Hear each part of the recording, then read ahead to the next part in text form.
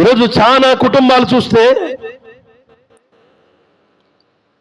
ఆరిపోయే స్థితిలో ఉన్నాయి, ఊగిసలాడుతున్నాయి, మిటుకుమంటున్నాయి.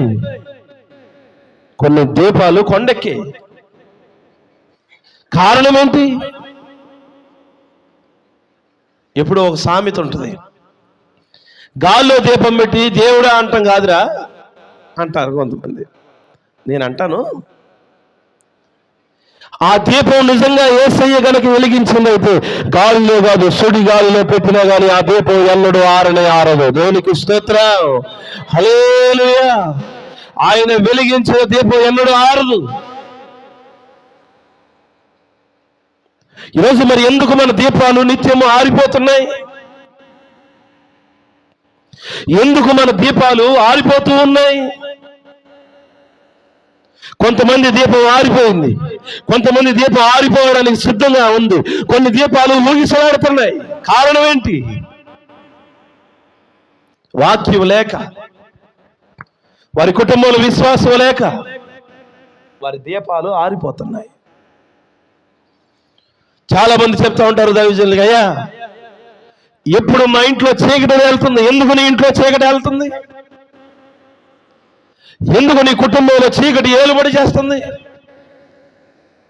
ఎందుకు నీ దీపం ఆరింది? కారణం ఏంటంటే తగినంత నూనె లేదు.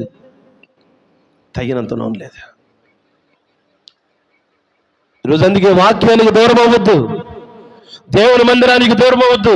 దేవుని మందిరం ఏమి దొరుకుతుందంటే తగినంత నూనె దొరుకుతుంది, వాక్యం దొరుకుతుంది. ఆ వాక్యం మీదుగా మనలో విశ్వాసం రగులుతుంది. ఈరోజు అది లేకపోతే యేసయ్య ఏమంటాడంటే, నీ దీపం వెలుగుతుంది కానీ అమ్మ నువ్వెవరు? అయ్యా నేను 15 ఏళ్ళ నుంచి భక్తిలో ఉన్నానయ్యా, నా ట్రాక్ రికార్డ్ నీకు తెలీదు.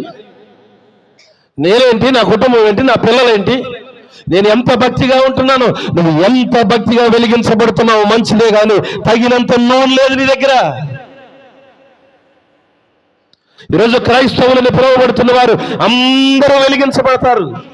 అరే ఆ కుటుంబం భలే వెలుగుతుందిరా, వెలుగుతుంది మంచిదే, తగినంత నూనె ఉందా? ఈరోజు కొంతమంది చూడండి, కొన్ని దినాలు వెలిగించబడతారు, కొన్ని దినాలు చల్లారిపోతారు. కొన్ని దినాలు చూసి తప్ప వారి భక్తి చూస్తుంటే ఎంత ముచ్చటేస్తుందిరా. ఎప్పుడు 2024లో 2025 ఏమైంది? నూనె లేదు, నూనె అయిపోయింది.